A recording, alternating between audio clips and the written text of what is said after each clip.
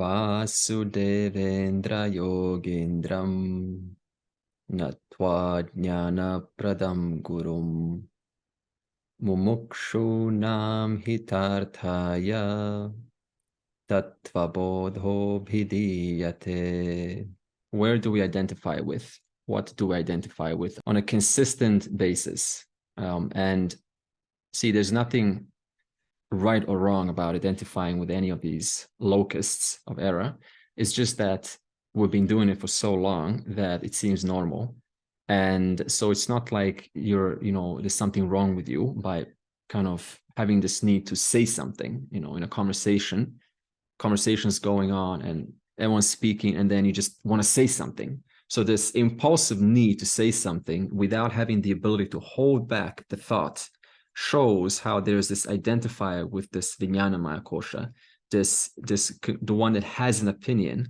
Now, even if the opinion is incorrect, right, or correct, it doesn't matter because it's still a Vijnanamaya kosha. But then this pressure has, okay, let me say something.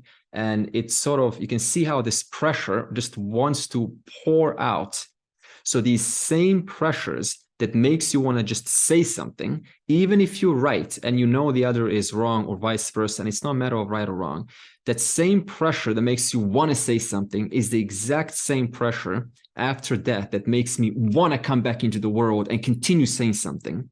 You see? So now if the person cannot even hold back that insistent pressure to sort of just, hey, this is going on right now, and can I listen? Can I be with can I be with the person? Can I be with the conversation?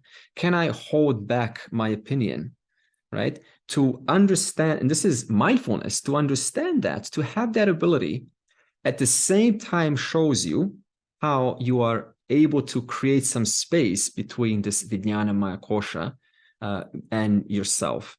Therefore, one step, this is why we have mindfulness. It's sort of a step backwards, but it's still a wonderful step nevertheless, whereby you say, well, maybe this whole self-knowledge is too big for me, but one thing that I can do is just become more deliberate in the words that are leaving my mouth.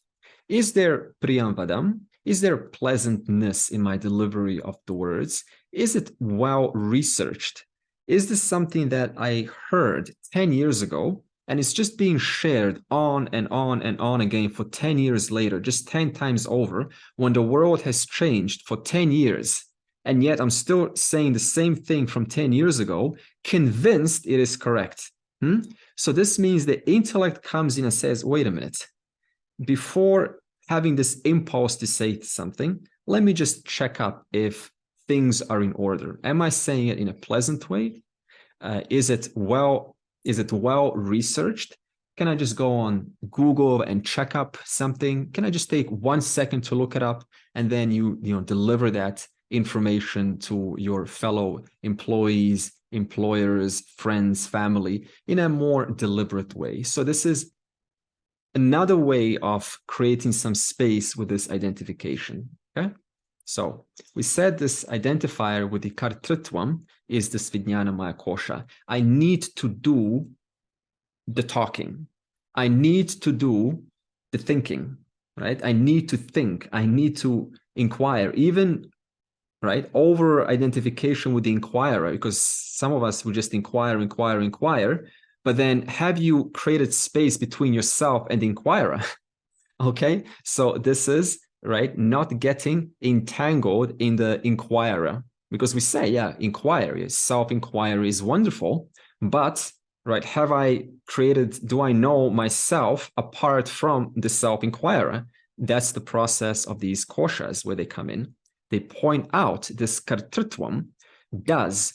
But why does it do? This is the question. This is where we stopped last week. Why does it have an insistent need to do, to draw, to program, to sing, to dance, to teach, to listen, to learn, right? To work things out, to solve problems, to treat clients, to go and do challenging things in the world, to go and dig up bones right in the ground and kind of, research where did this world come from. Why does it do all of this? There has to be a reason behind it, right? There has to be a drive, right? And this drive is motivated by the next kosha, which is what we call the Anandamaya kosha, the enjoyership.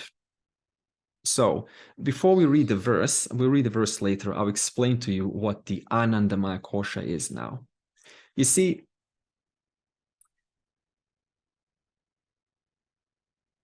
there is a sense of enjoyership. This is without argument. No one can say, no, there's not. Okay, there is a enjoyer there. An enjoyer that wants to come out. The enjoyer wants to come out. Now, how this enjoyer comes out, that's up to you, because everyone's got a different way of enacting this person that's feeling happy, right? Different methods. Some of us have the way to, different methods. We don't need to discuss how, but there's different methods of enacting through kartritvam, this bhoktartvam. So the doer will go about its samskaras, its habits, right? And it will enact those habits. Why? So that it can summon the enjoyer. It can have a degree of enjoyment in its life. Now, so first, we need to understand this. What motivates you to do anything? Anything at all? Bhoktartvam. Who is it that is attaining the bhoktartvam? Who is it that is manifesting this bhoktartvam? The kartartvam. Ahankara, right? Ahankara, no, good, Bao. So ahankara, he meant specifically my I sense. Now, I sense is really your kartartvam, right? The doer, the I am doing. So whenever there is a kartartvam, there is always a bhoktartvam. Okay, because the kartartvam only exists to do what? To do actions, no doubt, but for the sake of bhoktartvam, the enjoyment. If there is a bhoktartvam, we call these thrill seekers. You know them? Thrill seekers, they want thrills one after another. Now, how is this thrill satisfied? They may not put their attention on doing, but the doer just happens to be there to satisfy or manifest that thrill seeker. So for some of us, our identity is in the doer. No, this is my duty and I'm going to do it. And I'm a man of action. I'm a woman of action. I make things happen. I do what needs to be right. I need to do what needs to be done. This is all kartritvam. Careful. We're not saying anything that is right or wrong about this. We're just bringing out these principles. For the rest of us, there is, life is worthy of enjoyment. Let's go and dance and sing and travel and be in a community and experience wellness and have, fireworks. It's all about enjoyment, right? Now, some personality profiles that will actually bring this out. One of them is called DISC. Now, this DISC personality profile actually brings out two types of people. The red fellas, it works through colors. Maybe it's not a DISC, but it's a 4-color model of personality. The fellas who are red, right? So basically you're either red, blue, white, or yellow. If you are red, then you are the cooperative action taker initiative type. You take action, right? You're the guy or the girl who things come up to you and say, okay, here's what needs to be done. Let's do this. Let me do this. Let me go and make the deal. Let me go and negotiate. These are the negotiators. They are doer identified, kartritvam. Then the yellow types, they are, is it the yellow ones? The yellow ones are good. Yellow are the fun people. These people just want fun. All their life is they're just fun people to be around. Comedians, you say, man, they're so cool to be around, right? Now, this is what? On one side, you have this red kartritvam. On the other side, you have this yellow bhoktartvam. But both of them, right, they both sort of need each other. So in that same way, all 4 colors, or in this case, just 2, the red color and the yellow color are inside you. one is doing for the other and the other one is pleasing the other. In other words, I motivated the doer and the doer does for the sake of me. And when I deliver you a reward that's called dopamine, then the dopamine motivates the doer to do one more time, right? So it's this interplay between the two. And we sort of get this identified with one or the other. So you see, in spirituality, there's this notion that says, you need to give up your pleasures. Give up pleasures and be selfless. Give up pleasures and be selfless. Okay, common statement. Okay, let's look at this. So in other words, why are you selfless? Let me ask you this. So let me give up pleasures, right? So in other words, what I'm really saying is, right, don't live life at all. Deny life. In other words, life is in front of me. Now just kind of deny life so that I don't experience pleasures. Now, of course, pleasures are fine as long as they are done with dharma. There is ethics behind them. But suppose I say to you, don't experience the lights and yellowness, that means the fun in your life, and just become selfless. Here's a question. Why do you want to become selfless? Is it to suffer? You're going to become selfless to suffer? No way. You're going to become selfless to enjoy, because it makes you pleased to become selfless. So on one hand, I've contradicted myself. It says, avoid pleasures in the world so that you can experience the pleasure of being selfless. And not only that, but Brihadaranyaka Upanishad says this wonderfully. It says, Atmanastu kamaya sarvam priyam bhavati. And this statement means nothing is done for its own sake. It is always done for the sake of self. It's always done for the sake of this enjoyer who has a need to come out. There's a pressure for this enjoyer to come out. Therefore, there is no such thing as selflessness, even though there is a place for this word, which I will reveal to you now. I will tell you where this word selfish and selflessness belong. There's no such thing as selflessness, because the fact is, I only ever do things which look selfless, and sometimes they look selfish, but either way, whether they're selfless or selfish, it's done for the sake of whom? It's done for the sake of my own enjoyment. So we have to now put these two words, selfish and selfless, in a proper right place, because often we just confuse this and we say, well, you know, are you selfish or selfless? This has got nothing to do with Anandamaya Kosha. The fact is, everyone does for the sake of enjoyership. Now, the degree to how mature your mind is, that means how you enact, how you bring out this enjoyership.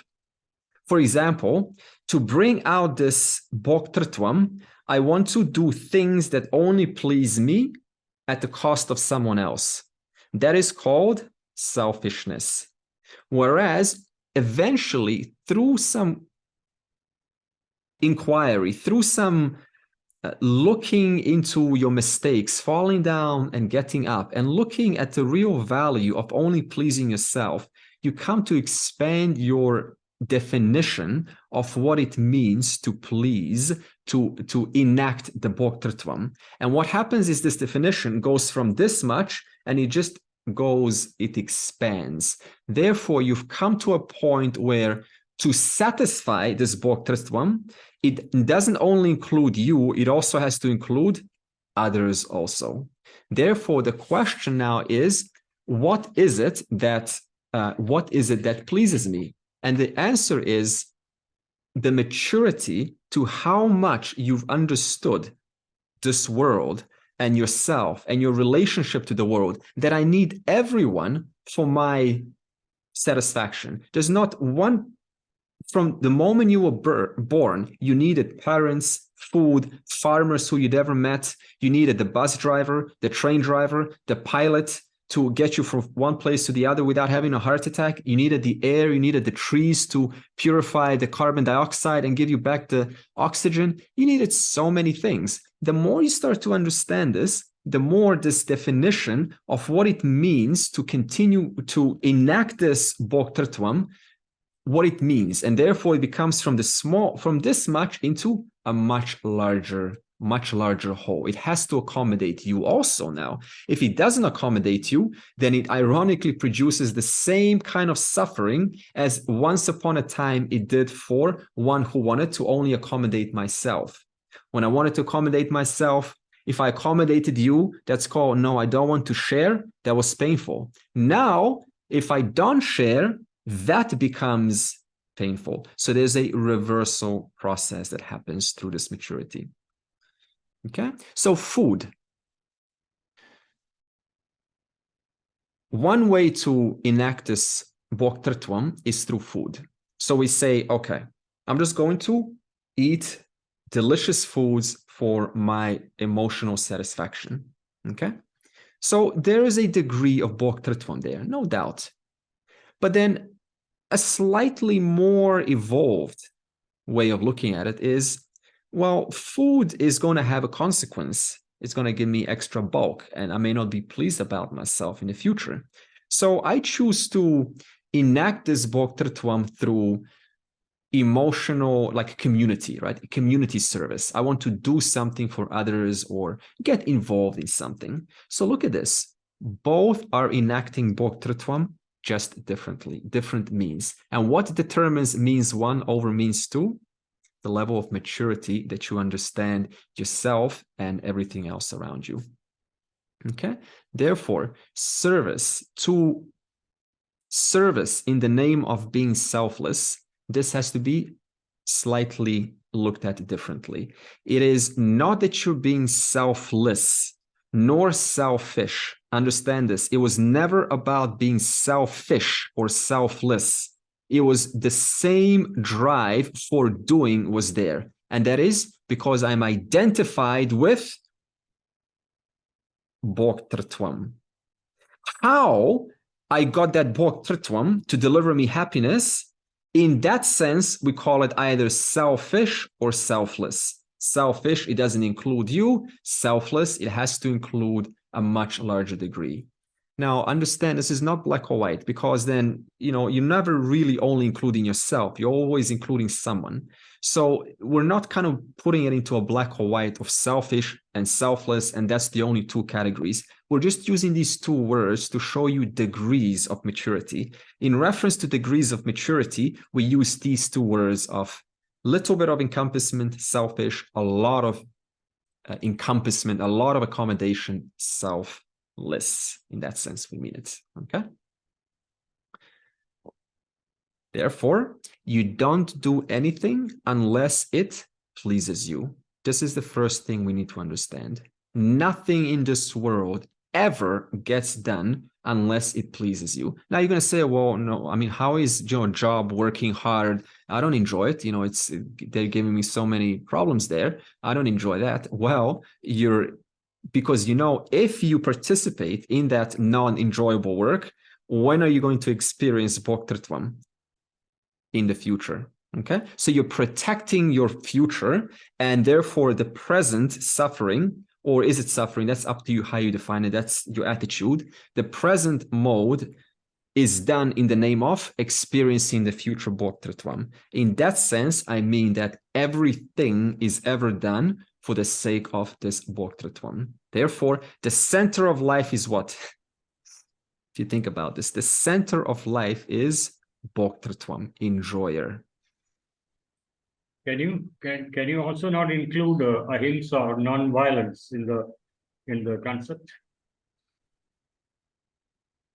As we mature and recognize that by hurting, violating dharma, violating someone else's right to live, and as we start to see through our inquiry that the guilt that follows up after having hurt them is not worth it for my own enjoyment, because it compromises my sense of identity or the good opinion about who I am, the more we start to see that clearly, that it's damaging my own self-esteem, reducing the chances of my own Bhoktatvam, in that sense, we start to then adopt, as Paul said, greater degree of ahimsa, of non-injury. And that is what we call a greater degree of accommodating everyone around us and being more sensitive in what ways am I potentially hurting them?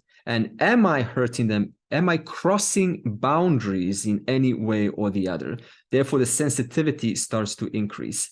Now, are you doing the sensitivity inquiry for their sake, or are you doing it for your sake? You're doing it once again for your sake, knowing that the greater degree of harmony that you keep with your colleagues, the greater degree and more extended of Bhoktartvam will you enjoy. Therefore, we what? Ensure that our relationship with our colleagues is one of a smooth ride. Because we know if something goes off, then tomorrow, if I come back, what's going to happen? My Bhoktartvam is going to go right out the window because some issues were not resolved.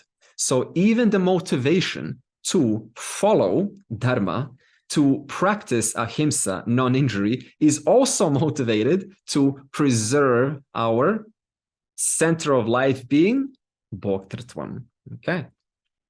So let's move on. This Bhoktartvam, another name for it is the Anandamaya Kosha, expresses in 3 vrittis. A vritti means a thought. So what is Anandamaya Kosha? That is called Bhoktartvam, enjoyer. This enjoyer, how does it express in real life, day to day?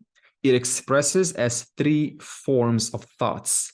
So let's just pause there. Notice I said thoughts. So even happiness is nothing but a thought. Except what kind of a thought is it? It's a bright thought. It's a thought whereby when it attaches to any one of your other thoughts, all of your thoughts become brighter. That's why when you're happy, when there's happiness, what happens towards all of those other thoughts which you otherwise perhaps looked at in a gloomy way? They suddenly take on what?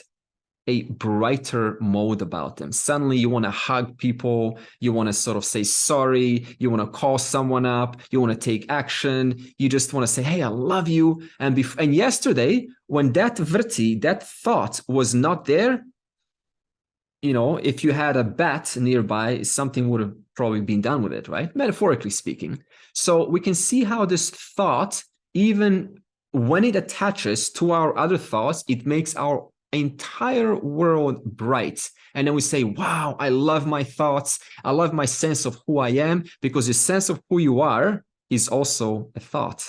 Okay, that's called notions. I am a CEO. I am an employer. So even that takes on a positive vibe. And you go, wow, I am such a great employer. I love myself as this friend. I'm the greatest human being, right? So it's because it's what? Modified because of this one of these 3 modes. The question is, what are these 3 modes? The first mode is what we call Priya. Priya. Priya is when there is a potential for something to bring me happiness, but it's in the future. It's not here now. Like when we were kids and someone asked you, what do you want to be? And you're like, I want to be a truck driver. Okay.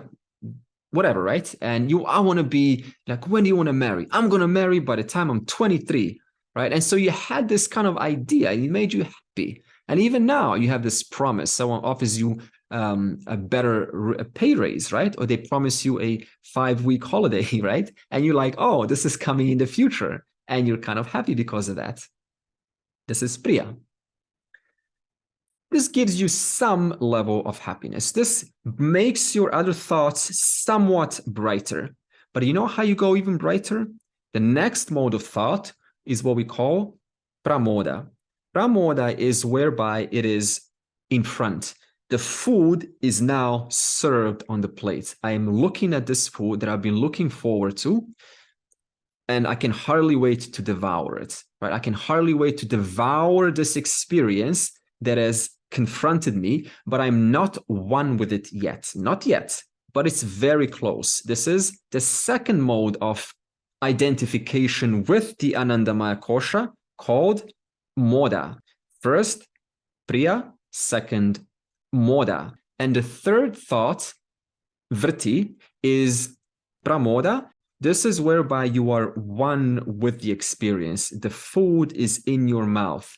You are, hugging the person. You're having that intimate connection. It is there, and it's, you're holding the child. They're in your palm, and you're telling them stories, or your pet is right on your lap. Right? It feels really good to have your pet in your lap, and and having that wonderful time. Therefore, priya, moda, pramoda. Okay. So, how does bhoktrutvam express? Answer is in 3 modes. And what are these 3 modes? They're vrittis, they're thoughts. First, priya, moda, pramoda. When these 3 thoughts attach to all your other thoughts about who you are and who you know and your memories, all of your other thoughts gain a brightness about them. And this brightness about it is what we call, oh, I am now happy. I am having a lovely experience. It feels pleasant. Okay. This much is Anandamaya Kosha. Now, as long as I think that either that I am a kartrutvam or bhoktrutvam, it doesn't matter, because they always need each other, as we just explained earlier. If I need the kartrutvam, if I'm identified with a doer, it naturally assumes, because I am also identified with bhoktrutvam. If you identify with bhoktrutvam, then you're identified with bhoktrutvam. The point is, bhoktrutvam is what? What does the verse say? Anandamayaha kaha, causal body. Another name for Anandamaya Kosha is causal body. Now, what do we say about causal body? So as long as my eye is placed in either kartrutvam, the doer, the person who has a need to do, or the person who wants to live happily, who wants to go to heaven, is that a bhoktrutvam, going to heaven? Yeah, I'm glad you're shaking your head, because what is this? I want to do actions in this world. I want to sing Hare Krishna 100 times over and over and over and over, so that in the future, what's going to happen? I'm going to become a great bhoktrutvam. I'm going to sport with Krishna, or right, whoever these religious characters are, right, with all due respect to them. So again, we can see even heaven or Brahmaloka is nothing but identification with bhoktrutvam, Anandamaya Kosha. Now, what do we say about Anandamaya Kosha? Another name for it is causal body. And what do we say about causal body last week's? It is from which the subtle body and the gross body comes. Therefore, ignorance. I'll read the verse at the end. We'll see where ignorance fits this word, avidya. Therefore, to have my identity in either kartrutvam or bhoktrutvam, since they're always together, is to have my identity where? In the causal body. What does the causal body do? It is from which comes a subtle body and a gross body, because how are you going to enjoy unless you have a subtle or a causal body? Understand the logic here? To be a bhoktrutvam, you need to have a body. You need to have a mind to perceive beautiful Krishna, beautiful God, beautiful gopis. I need eyes for that. I need a body for that. Okay? Therefore, kartrutvam, bhoktrutvam is to have your identity in the causal body. Now, every person has an idea of what it takes to be a continued bhoktrutvam. Every person has an idea. This idea is called your samskara, right? Your impressions. Where do impressions come from? Your conclusions about what it means to be happy. So for some of us, these impressions called samskaras, they mean I'm going to be happy by making a lot of positive changes in people's lives. For some of us, I'm going to be happy by making money. For some of us, I'm going to be happy if I am having a great time with my students. So even a teacher can fall for this. They say, you know what? I love teaching. This is so great. I want to be, I want to continue doing this. What is this? The teacher is identified with Bhoktatvam. Therefore, even the teacher now gets a new body who's teaching Vedanta so that they can enjoy teaching the students next life round. So this is another little thing to, this is what we mean, creating space between our self and these 5 koshas. Therefore, everyone having an idea what it takes to gain happiness, this idea is called the samskara. This idea upon the next birth is going to then do what? Dictate what kind of a person you become so that you can continue being a Bhoktatvam. This is why you have 2 twins, exactly the same parents. One of the twins wants to be a Bhoktatvam how? By being into sports. The other twin, same body, wants to be a Bhoktatvam how? By being a intellectual, mathematics. They love mathematics and science. What is it that's dictating their motivation to be a Kartatvam, therefore to be a Bhoktatvam? That's called a samskara. You following me? You're equating samskara with vasana, right?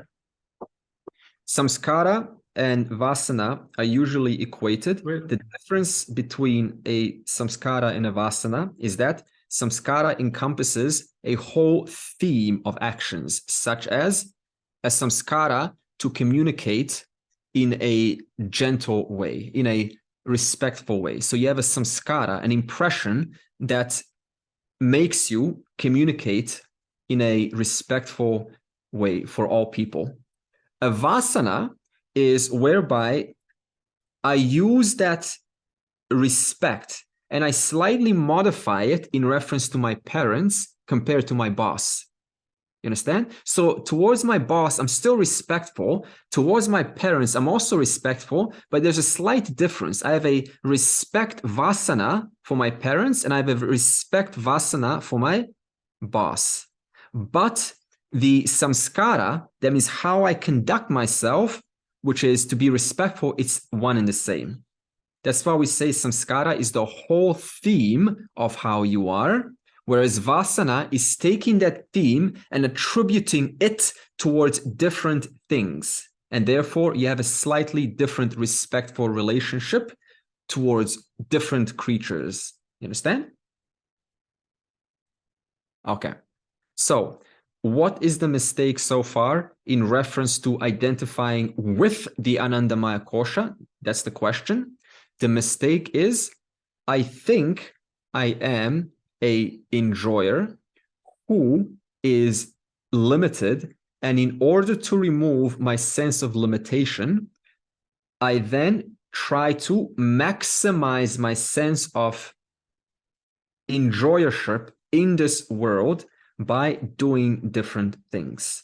This is the statement of one identified with the Anandamaya Kosha.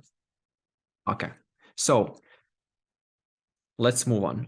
The question now gets posed.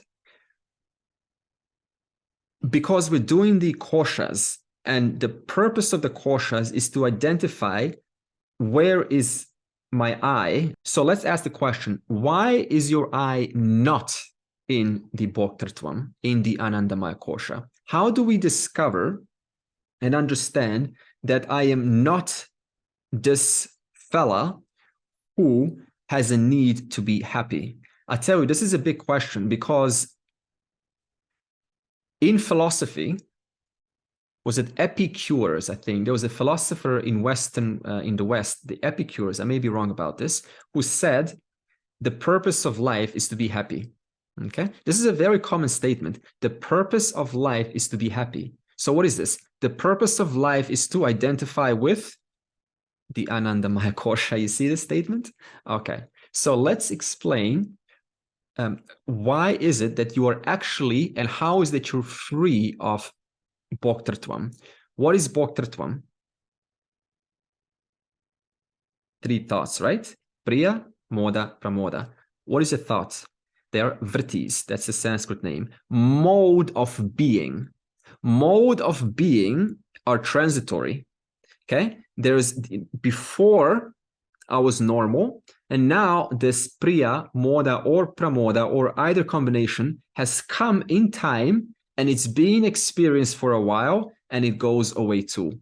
I was there before the happiness came. I'm there while the happiness is lasting, and I'm also there once the happiness in a form of Priya, Moda, and Pramoda is gone. So there is an underlying, unmoving foundation, a adhisthana, a substratum, upon which or onto which this mode of happiness depends upon. Okay, so now what happens is every person has, as Baal said, ahamkara, the one who has a need to experience. I have a need for, I want, I need, I need this for my, right, for my sense of fullness. So every person has this wanter, this insistent wanter, the little, not the little, but just a wanter who has an idea, how do I experience happiness? And then the wanter says, well, I experience it by having a promotion. Now, what happens is this wanter has an idea. If I get a promotion, then what's going to happen? I'm going to be happy, suppose, right? If I get more pay per week, I'm going to be happy, right? Suppose this is the statement. So now let's talk about why is it that happiness is experienced when you contact, when this wanter contacts an object? Why is there an actual happiness experience? Do you understand the question here? Why is it that when I finally, in my mind, have a partner or this idea of what's going to make me happy, why is it that when you do connect, you are actually happy? What happens in that process? So we have this seeker, the insistent wanter, who has a notion of what is going to please me, and we have a sought, a seeker and a sought. When the seeker and the sought come together, when the seeker gains the sought, there's a resolution of the seeker. There's a resolution of the wanter, the one that's constantly concerned or worried or has anxiety because they don't have what they need. They don't have what they want. So when they finally get what they want, for a moment, that insistent, in Baal's words, ahamkara, that insistent wanter temporarily resolves. And what happens then? To the degree to how much this vritti, this bhoktartvam vritti, can resolve that sense of smallness is the degree to how much you're going to feel happy. Okay, so let me say this again. When I get the promotion, that's the little wanter, and the promotion is there, then who's resolved for a moment? The seeker of the promotion. When the promotion was not there, what kind of thoughts did the seeker have? Well, I'm not good enough. Obviously, when I do get a promotion, then I'll be bigger, then I'll be richer, then I'll be wealthier, then I'll be this, then I'll be that. So that's a constant voice, worry, worry, worry. Finally, when the voice comes, when that wanter comes with the wanted, when the sought and the seeker come, that voice is gone. What happens then? Momentarily, you feel one of those 3 vrittis, Priya, Moda, Pramoda. And the degree to how much those 3 vrittis can temporarily subside that insistent wanter, that voice of smallness, is a degree to how happy you will feel in that particular moment. Okay? Therefore, the understanding here is, the question was, why am I not the Anandamaya Kosha? This is the question being posed. The first answer is because these three modes, priya, moda, pramoda, they are transitory. The second reason why you are free of the Anandamaya Kosha is because in deep sleep, this Bhoktatvam, is it there? This Bhoktatvam is gone in deep sleep, which indicates that I cannot be this Bhoktatvam. Not only that, but in the waking state, the Bhoktatvam is completely different from the dreamer Bhoktatvam. That means in the waking, right now, you can be full, right? You say, what makes me happy is a full stomach of pasta, right? Whatever. In the dream, what happens? We're talking 40 minutes later. In the dream, what's going to make you happy there? Well, what's going to make me happy is seeing my friend from 20 years ago. Therefore, the Bhoktatvam in the dreamer is totally different from the Bhoktatvam in the waker. And that says what? Whoever that Bhoktatvam was in the waker, you were not bound by. Because if you were to be that Bhoktatvam, then you would still, in the dream, have a need to eat food to please yourself. You understand? But in the dream, it's a totally different need to please yourself.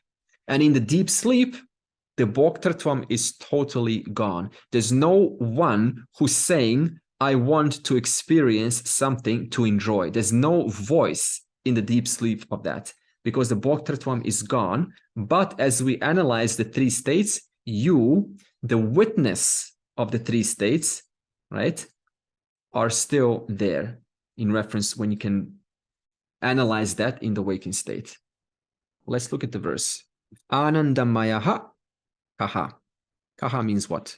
Evam eva karana sharira bhuta avidya stha malina sattvam. What is the Anandamaya Kosha? It is the causal body in which obtains avidya, in which obtains ignorance, which we already discussed when we talked about the causal body.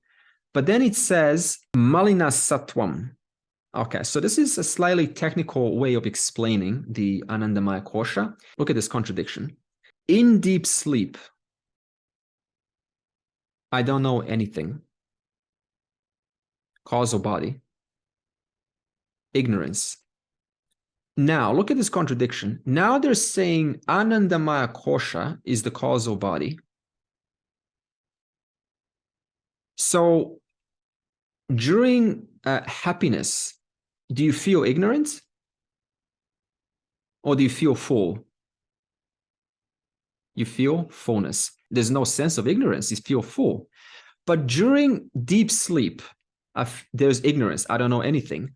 You see this contradiction? If Anandamaya Kosha is causal body and causal body is ignorance, then how can an Anandamaya Kosha also be happiness, which is opposed to ignorance? So maybe this is going to make sense if I explain it like this. The causal body, listen, is made up of the three gunas. Okay, we'll talk about these gunas later. Sattva, Rajas, and Tamas. So now, when I say I am ignorant, suppose in a deep sleep, you're identified with which guna? Tamaguna. When you say I am happy, you're identified with which guna? Sattva guna. So look at this. Causal body is made up of three gunas. When I say I'm ignorant, suppose you say I'm ignorant right now in the waking state, what are you identified with? Tamaguna. When you say I'm happy, what are you identified with? Sattva guna. So in that sense, when the verse says malina sattvam, so what is the sattvam? Sattvam refers to sattva guna, purity, just purity and knowledge, happiness. But malina means contaminated. So contaminated by what? Rajas and tamas. So that we can resolve this contradiction where on one hand we say I'm ignorant, which is causal body, but tamaguna, and I am happy, which is causal body, but sattva guna. Priya adi vritti sahitam So in other words, it gives experiential happiness in how many degrees? 3 degrees. Priya, Moda, Pramoda. And that is the Anandamaya Kosha.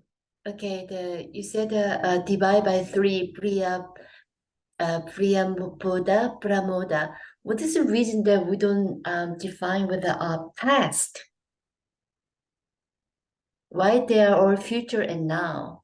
What about not? Yeah. So when we think about the past, something could happen. It could make us happy. Of course. Yes, because again, see, that past, once upon a time, when I had that event, it removed my insistent wanter. It removed my seeker. So the memory now, remembering that moment, it helps to remove the present seeker for a moment. So that's why we always remember, when we want to remember a pleasant memory, you know, once upon a time when I was just a child and there was no sense of separation between me and the world, right? So there was no seeker there. And then you remember that moment, and then what happens? For a moment, you identify with that one, with that situation where there was no seeker. And so in that moment, you experience yourself as a resolution between the seeker and the sought. So memory is kind of like using the past to temporarily resolute the wanter in the present. Otherwise, why would you remember the past unless to enjoy?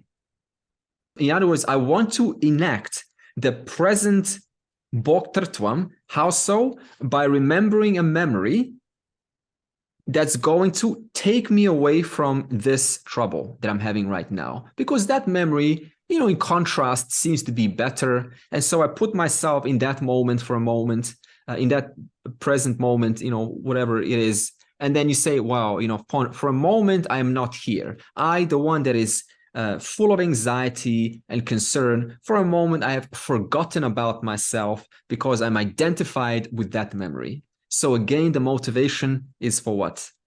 Bhoktartvam. That's the point. That's the point. Bhoktartvam is the driver.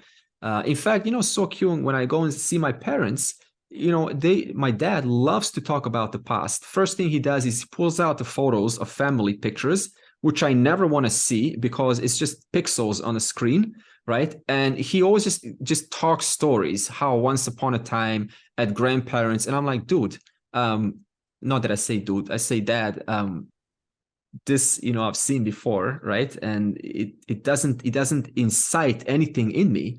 But for him, it is a blast to talk about how we were once upon a time a happy family, and we were going to the, you know, Mediterranean cruise and seeing our grandparents, and I was on the swing and the watermelons were coming, and then we ran to the watermelon truck, right? So you see, while I'm saying this, I forgot about the person in the present moment, the one that's full of anxiety, by establishing myself at some moment in the past. Yeah. So some of us live in the past like this, and we gain bhoktartvam like that. And the rest of us, we do the same thing. Let me get rid of this fella who has anxiety by parking myself in some imaginary state in the future, by creating my own bubble that is better in contrast to this one. And let me just identify with that imagination for a moment to forget about myself right now. So past is identifying with what's happened. Future is identified with my own imagination. But what's the motivation for the past and the future? Bhoktartvam. Elderly do this as their actions become less. They identify with past events because they're not doing as many current events. Ah, okay. That's reminiscing is becomes everything. Right. Okay. That's a very good insight. It also could be because of the state of mind they're in. They could be dementing, they could be depressed, they could have Alzheimer's, you know, so memory, past memory is very heightened and impacts them at that stage of time. So past memory is very clear for them. Present memory is not clear. Short-term memory is very poor. I didn't really, I was just talking in general. I know what you're saying, Rani. I was just thinking more because they're not creating new memories, they're kind of holding on to their older memories because they've got limited actions in the present because of their lack of abilities or lack of physical ability. So it sort of all comes back to the memories being the predominant focus. Okay, that makes sense. That makes sense a lot. And you know, In an that's an unvedantic aspect, I think. In Vedanta, as in ancient Indian culture and philosophy, there are 4 estates of man. That is Brahmacharya, Gahastya, Vanaprastha, and Sannyas. So the elderly with a Vedantic frame of mind should look at Sannyasa, which is even going beyond the Katritva and Bhoktritva states, beyond the Anandamaya Kosha. Is this the right way of conceptualizing? I got the question, Bao. So, firstly, it's not about should. There's no shoulds here. The elderly should or the youngsters should. It is you see, even as a Jinyatsu, one who has engaged with the Lord long enough as to start asking the question, who is the Lord? What is the nature of the Lord? That's the Jinyatsu. They're not asking so much for worldly things so much because they know that worldly things are always there, but they have their limited potential of inciting the Bhoktartvam. You understand? So Jinyatsu has come to a point of realizing, no, things in the world can give me some enjoyment, but it's very limited in nature. So now I want limitlessness itself. I want limitlessness itself. So Jinyatsu starts to ask the question, what is the nature of this world? And what's my connection with this world? And what is the truth of myself and Ishvara? And what is our connection? Okay. Now, this question, Bao, can go on for lifetimes. Even as someone as a Jinyatsu who can be in either Grihasta stage, right? A householder. You can be a Jinyatsu, a mature seeker in a householder stage. You can be a mature seeker in a Vanaprastha. That means when you're sort of 60, 70, whatever, right? Finished, you're retired, right? And you can also be a Jinyatsu way later after your 80s or 70s, right? When you're supposed to take sannyasa. But now you have to look at the Jinyatsu's life. They could be caught up. They could have obligations. They could have grandchildren. And they surround this Jinyatsu. And the Jinyatsu has to work their way through not only managing their own desire to know the truth, but they also have to, not that they have to, but they feel compelled by their obligation, their duty, to take care of their wife, of their grandchildren, and so on. So now the Jinyatsu can go through lifetimes being a seeker. You understand? So it's not just one life that the person makes this decision and says, this is it, and it's going to happen right now. In fact, you never started, so you could already be a Jinyatsu right now, right? It's not like, this life I was born and suddenly I'm a Jinyatsu. I'm a seeker of the truth. A Jinyatsu is the one who has already gone way, way, way before started their journey. And through lifetimes, they've come to this stage. And one life, they say, I've seen enough. I've seen enough. The world has its place. But also God is something that needs to be looked into. And so they dedicate more time and more energy into exploring the nature of reality, the nature of themselves, the nature of consciousness, and so on. And so they come to a stage, maybe in this lifetime, and they say, and they understand the vision, and they say, this is what I really want. I don't want more limited Bhoktartvams. What am I really seeking behind all of these limited Bhoktartvams? I'm seeking the limitlessness itself, which is not bound by any time-bound Bhoktartvam. Therefore, the Bhoktartvam becomes an incidental means to living, But what's the real goal? Means to moksha. In other words, thank God the Bhoktritvam is there, because if it wasn't there, what's going to happen? You would have a dry life. It would be a boring, dull, just be a life not worth living. So what happens is human beings have a tendency to always extract the best and then try to extend that. We call this drugs. Okay, so they take a pill and they say, okay, what's going to incite the Bhoktritvam? Okay, let's create some, right, MDMA, and we're going to sell this, and it sells by itself. You don't even have to promote this, which says what? Because this drive for Bhoktritvam is so big, you just have to show up on the street with a little pill that implies something that people would know what it means, and it's going to sell out in 24 hours. Look at the power of Bhoktritvam, okay?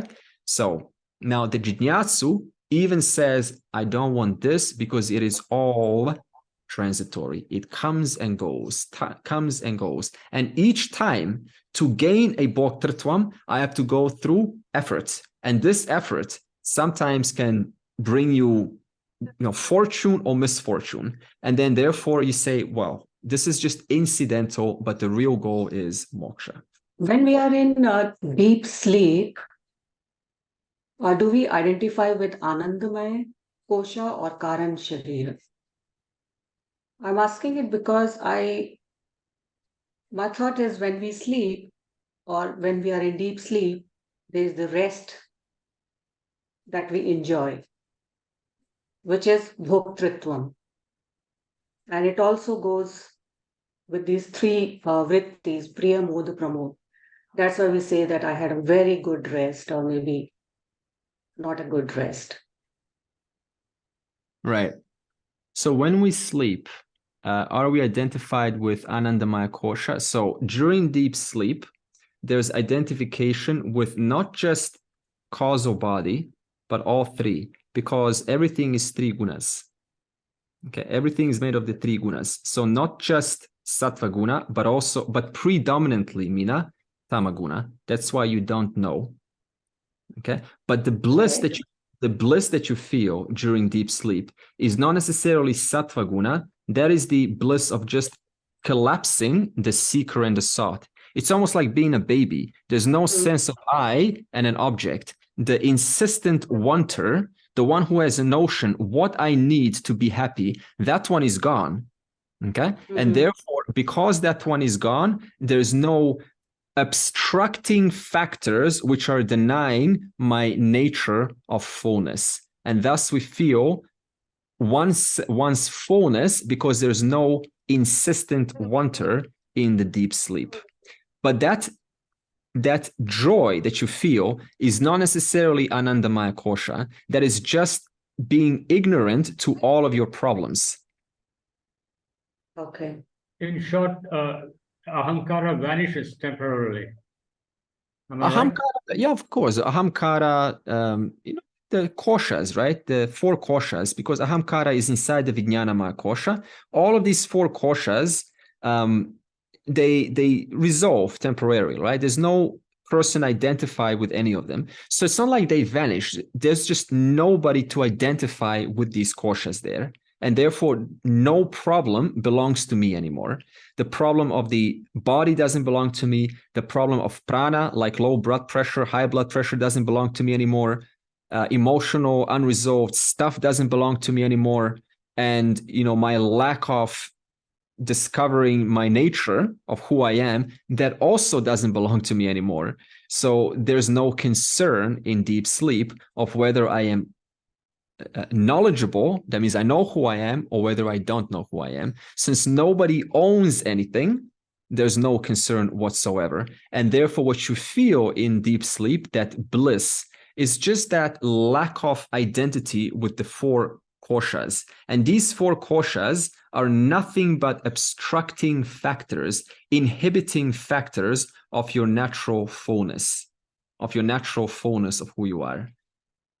Okay, this is why a wise person, despite having the exact same experience as an unwise person, wise person jnani, having the same experience as the ajnani, but what's the difference? The jnani, the wise person, knows, cognitively understands, despite feeling no different than before, or not different than anyone else, this is only an incidental upadhi. It's not, it's just there owing to the upadhi. It doesn't make a statement about who I am. Whereas the unwise person, the feeling of limitation is there, okay? Just like for the wise fella, but that limitation is taken personally. I am limited. But what's actually limited? The upadhi is limited. The four koshas are limited. The body is limited. Prana is limited. Emotions are limited. Your cognitive capacity is limited. How much you remember is limited. How much you know is limited. Understand? So there's no, it's not like the wise person now is, constantly established in happiness, because the wise person also carries the inhibiting factors, which are the four koshas. Yeah. And they are, sometimes they're, letting this Anandamaya kosha, this bhoktrutvam come through, and sometimes not. No different than for an unwise person.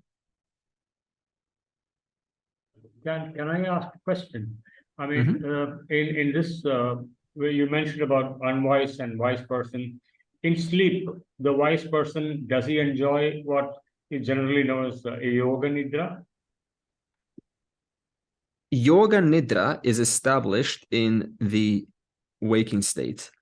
It is an in-between state of waking and deep sleep. In deep sleep, the wise person experiences exactly the same or has the exact same experience as an unwise person. I don't know anything.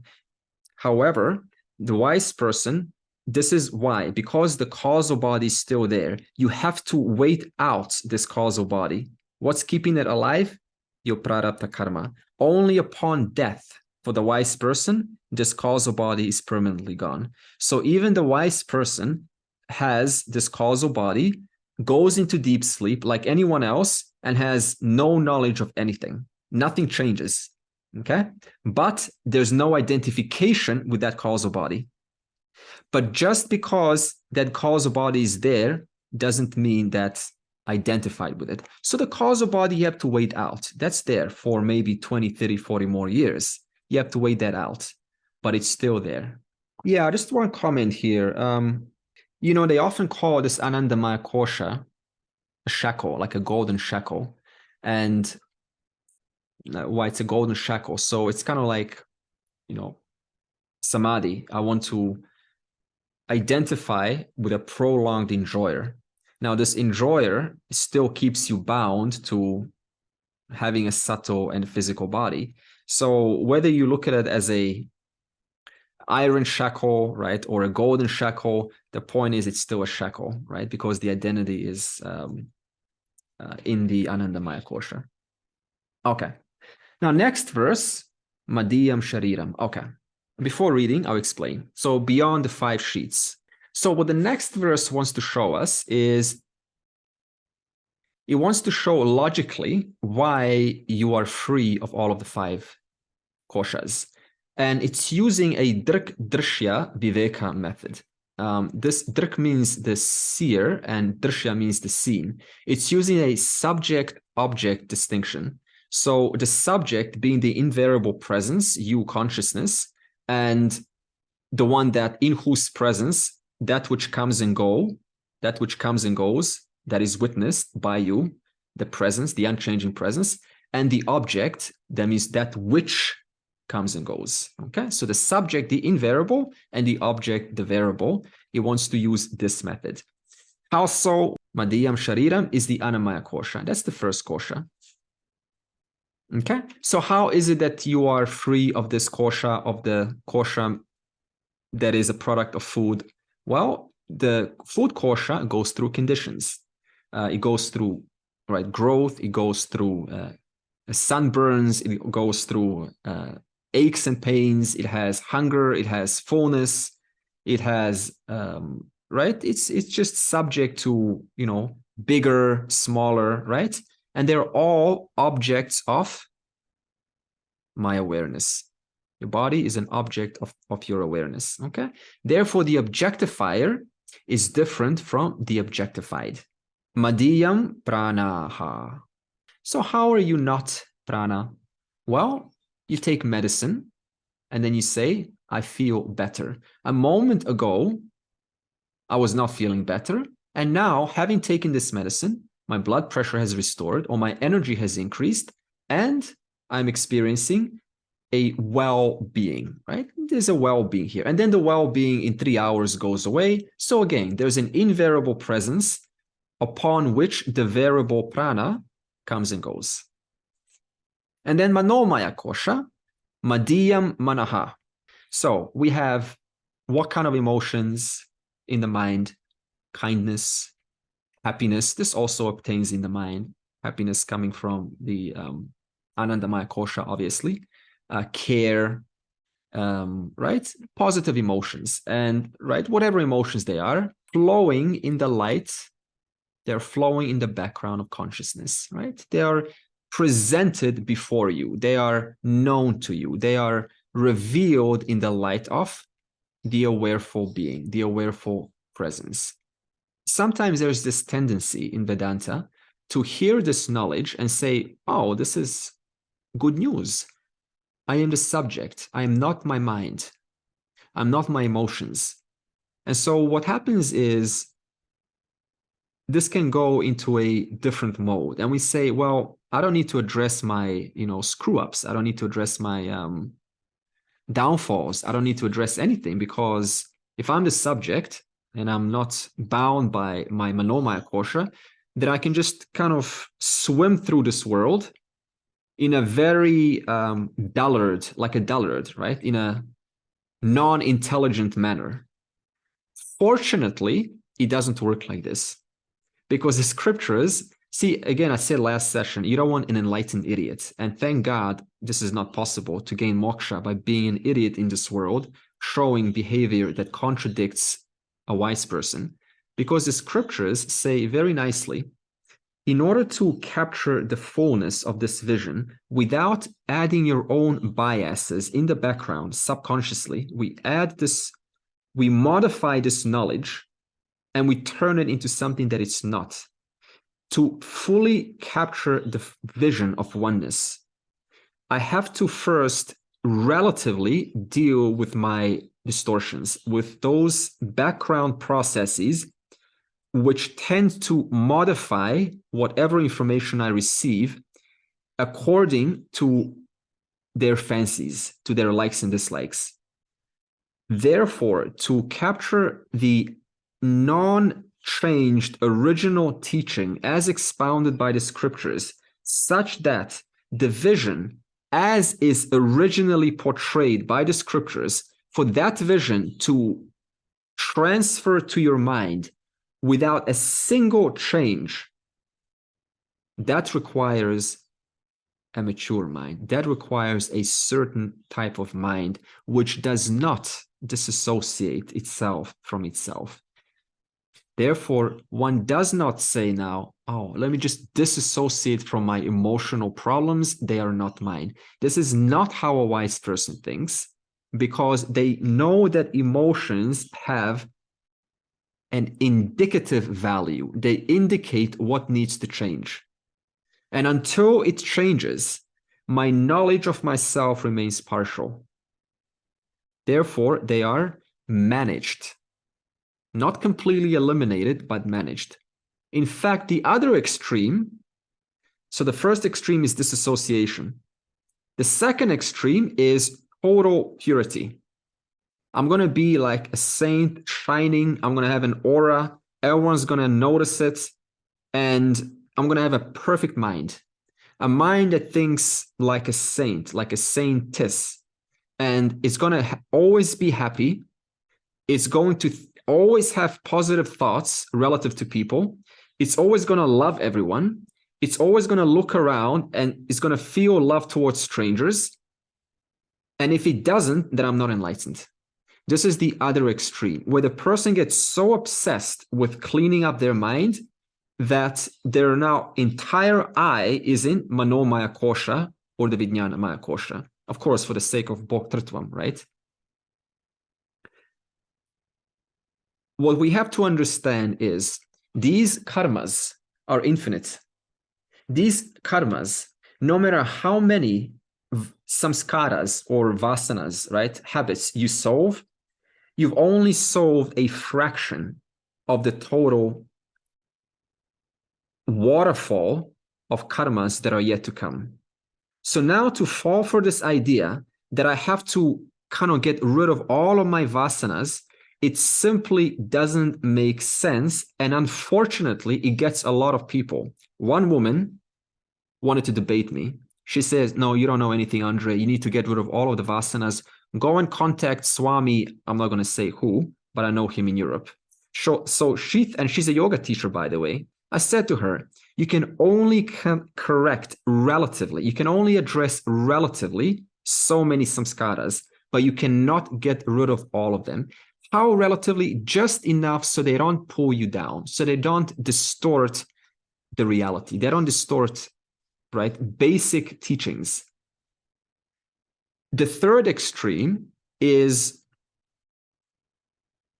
to equate happiness or a sense of well-being to enlightenment.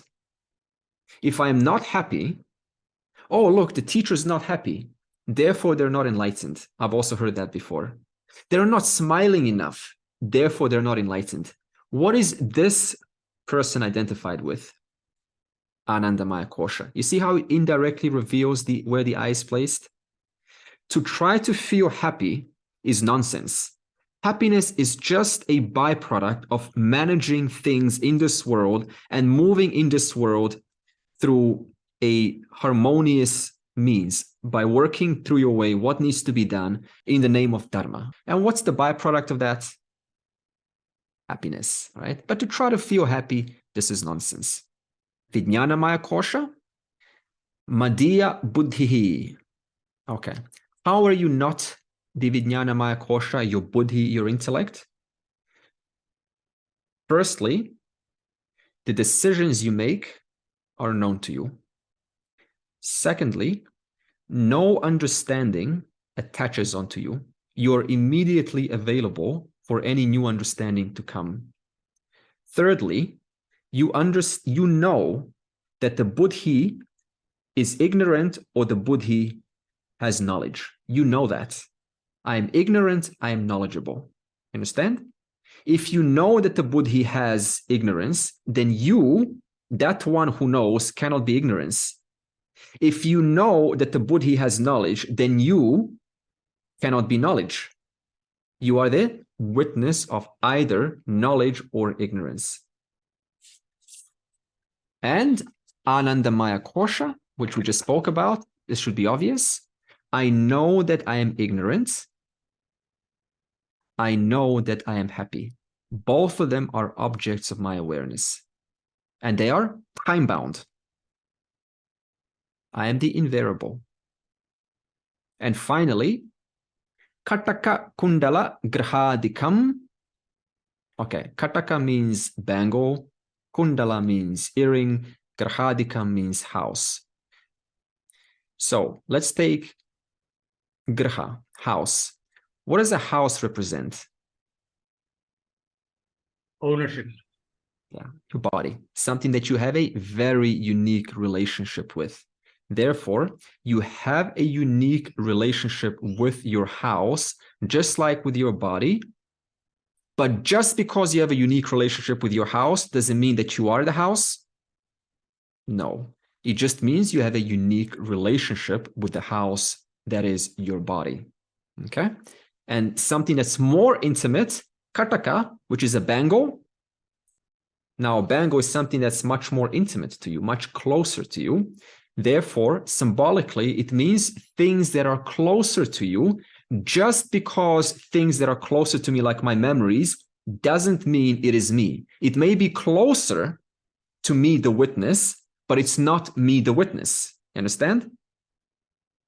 Therefore, Kataka Kundala Grahadikam, just like the bangle, earring, and house are known to be mine, in that same manner, my 5 koshas and all of the experiences that manifests by their presence is known to be mine. But it doesn't mean that it is me. It is mine, but it's not me. Next week, we will continue with Sat Chit Ananda, the nature of the self. Purnamada Purnamidam Purnat Purnamudachyate Purnasya Purnamadaya Purnameva Avashishyate. Om Shanti Shanti Shanti